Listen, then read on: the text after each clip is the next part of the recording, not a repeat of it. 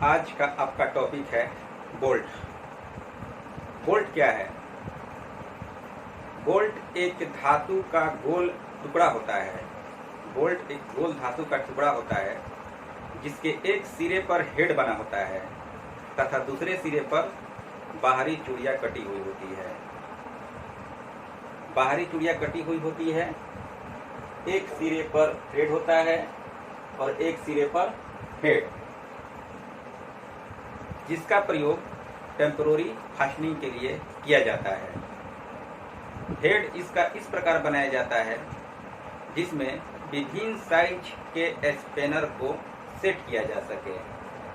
इस प्रकार अलग अलग डिजाइनों में इसके हेड को बनाया जाता है ताकि विभिन्न कार्यों में इसका प्रयोग किया जा सके। मटेरियल अर्थात बोल्ट किस धातु का बना होता है? माइल्ड स्टील का बना होता है, ब्रास का बना होता है, लाइट एलॉय का बना होता है। माइल्ड स्टील का मतलब समझ रहे हैं, इस स्टील में कार्बन की मात्रा काफी कम होती है, इसलिए ये थोड़ा मुलायम होता है।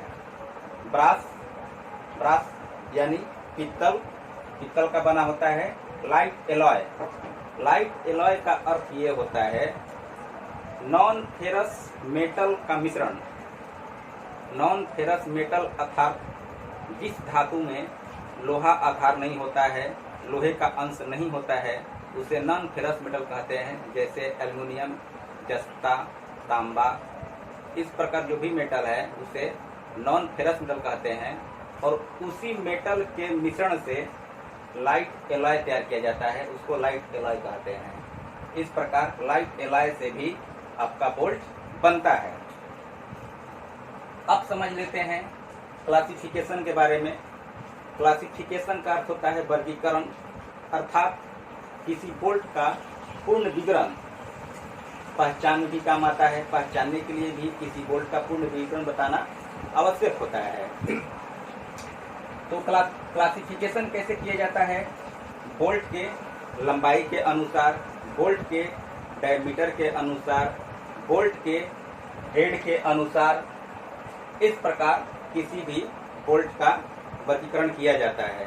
किसी भी बोल्ट की पहचान के लिए ये 1, 2, 3, 4 बातें आवश्यक होता है बताना, तभी आपका किसी बोल्ट का पूर्ण विवरण होगा। इस प्रकार से बोल्ट के बारे में आपको कितनी जानकारियाँ मिली। बोल्ट के प्रकार किस किस टाइप के बोल्ट पाए जाते हैं? तो कार्य के अनुसार विभिन्न प्रकार की बोल्ट पाई जाती है। तो सबसे पहले हम जान लेते हैं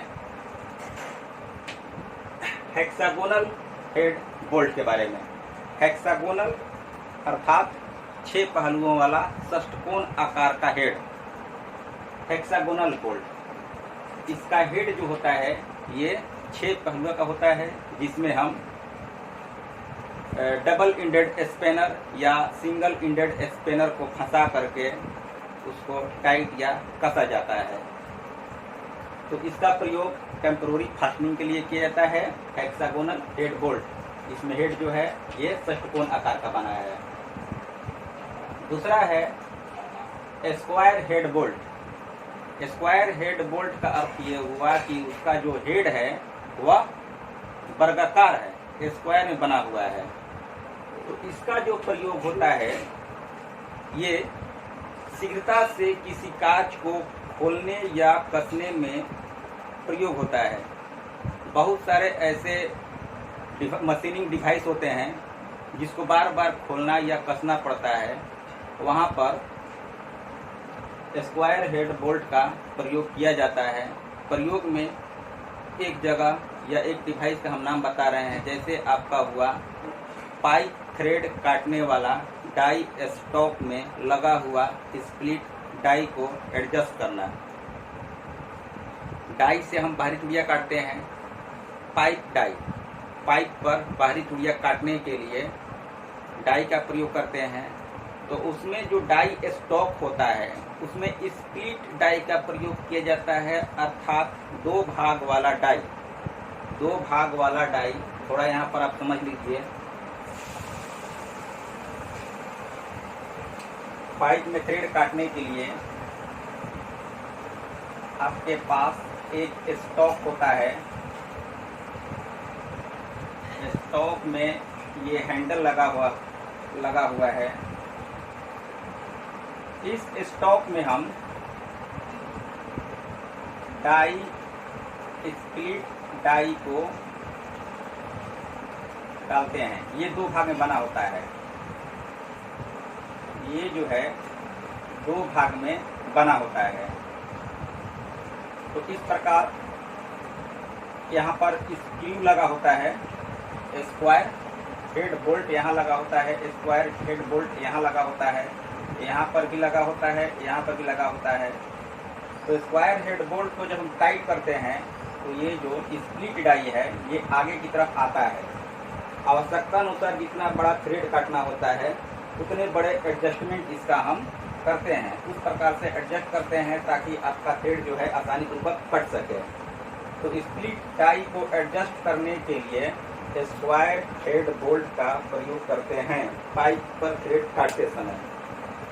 इतनी बात समझ में आ गया। अगला है cup head bolt. Cup head bolt, इसका जो हेड है वह कप के आकार का है और हेड से नीचे आए हम, इसके हेड से नीचे यहाँ पर देखिए ये आपका स्क्वायर में बना हुआ भाग है। स्क्वायर में बने होने से इसमें हम स्पिनर को आसानी से फंसा सकते हैं और इसका प्रयोग करते हैं। तो इसका प्रयोग विशेष करके कारपेंट्री वर्कशॉप में किया जाता है, जहां लकड़ी का काम होता है, लकड़ी में बोल्ट कसने की आवश्यकता पड़ती है। तो कारपेंट्री शॉप में हम कप हेड बोल्ट का प्रयोग करते हैं। अगला पॉइंट है हुक हेड बोल्ट। इसका जो हेड है वह हुक के आकार का बना हुआ है। पाइप फिटिंग में इसका हम प्रयोग करते हैं। किसी पाइप को किसी वस्तु के साथ अगर टाइट करना है तो वहाँ पर इसका हम प्रयोग करेंगे। इसका प्रयोग हैंगर की तरह भी किया जाता है। क्रेन में इस प्रकार का हुक लगा होता है जिसमें किसी मशीन को फंसा करके उसको उठाया जाता है। तो इस प्रकार हुक हेड बोल्ट का भी प्रयोग होता है। अगला नंबर है आई हेड बोल्ट। आई हेड बोल्ट का भी प्रयोग हैंगर की तरह करते हैं। मशीन के ऊपरी भाग पर इस तरह के आई बोल्ट लगा होता है ताकि हम इसके गोल सुराख में, गोल आई होल में हुक हेड को फंसा करके उठाया जा सके, या किसी और साधन से उसको उठाने के लिए किसी भी मशीन के ऊपरी भाग में, जैसे कि मोटर में भी इस प्रकार का आई बोल्ट लगा होता है उठाने में सुविधा के लिए। इस प्रकार आई हेड बोल्ट का प्रयोग करते हैं। अगला है टी बोल्ट। टी बोल्ट का प्रयोग जो है ये डिवाइस में करते हैं शीघ्रता से किसी जॉब को टाइट करने के लिए। इसमें हम स्पैनर का प्रयोग नहीं करते हैं। इसका प्रयोग विशेष करके जिग और फिक्सर में जॉब को शीघ्रता से टाइट करने के लिए किया जाता है। इसके साथ एक स्प्रिंग कार्य करता है। स्प्रिंग को उठा करके इस तरह से फंसाते हैं। इसमें किसी स्पिनर का प्रयोग नहीं किया जाता है। ये हाथ से पकड़ने के लिए ये जो टी आकार का बना हुआ है इसको हम हाथ से पकड़कर ऊपर खींचते हैं और किसी डिवाइस में फंसा देते हैं। तो इस प्रकार से आपका ये 6 बोल्ट कार्य करता है। इसके आगे भी बहुत सारा बोल्ट है जिसके बारे में हम पढ़ाएंगे। थ्रेड के बारे में किसी स्टूडेंट का एक कमेंट आया था कि सर ये चीज़ हमको नहीं समझ में आया, तो आपको हम बता देते हैं। ITI में 75% जो कार्य होते हैं वह मशीन से किया जाता है, अर्थात प्रैक्टिकली किया जाता है। तो कुछ ऐसे टॉपिक होते हैं जिसको थ्योरिकल समझाना कठिन होता है विदाउट प्रैक्टिकल के। तो उस टॉपिक को हमने नोट कर लिया है। जैसे ही लॉकडाउन टूटेगा, आपका क्लास स्टार्ट होगा, उस ट्रेड के बारे में हम आपको प्रैक्टिकली बताएंगे, जो आपको अच्छी तरह से समझ में आएगा। कमेंट हम देखे थे, ध्यान से पढ़े समझें। हम सोचे कि इसको समझा सकते हैं या नहीं, हमें लगा कि विदाउट प्रैक्टिकली इसको नहीं समझाया जा सकता है। इसके लिए आप निश्चिंत रहें, हमने उसको नोट कर लिया है। जैसे ही लॉकडाउन टूटने के बाद आपका क्लास स्टार्ट होगा, उस टॉपिक को आपके पास प्रैक्टिकली क्लियर कर दिया जाएगा। इसके लिए आप निश्चिंत रहें। उसके बाद हाँ, क्वेश्चन भी दिए हुए हैं, हम आपके नंबर पे, आपके पर्सनली जो ग्रुप बना हुआ है ITI का, उसमें डाले हैं, ऑफिशियल ग्रुप है उसमें डाले हैं, लेकिन अभी तक आपका सब कोई जवाब नहीं आया। तो आपसे रिक्वेस्ट है सभी स्टूडेंट से कि कम से कम बताइए, जहाँ गलती होगा हम आंसर बताएंगे। लगभग इतना हो सके आप किताब से ढूंढिए, अपने मोबाइल का यूज़ कीजिए, नेट से ढूंढिए उस क्वेश्चन के आंसर को और भेजिए। इस तरह से क्या होता है कि हमको लगता है कि हाँ, आप ध्यान दे रहे हैं हमारी पढ़ाई पर। नहीं तो इस तरह से वीडियो बनाकर भेजते रहेंगे, आप देखिएगा नहीं तो कोई फ़ायदा होगा नहीं। आप जितना बात समझ में आए बताइए, इसको समझिए। अगर नहीं समझ में आ रहा है तो कमेंट कीजिए, हम कोशिश करेंगे बताने के लिए। जो कमेंट आया था उसके बारे में बता दिए कि आपको हम प्रैक्टिकली बताएंगे ITI क्लास स्टार्ट होने पर। चलिए आज के लिए इतना ही। Thank you.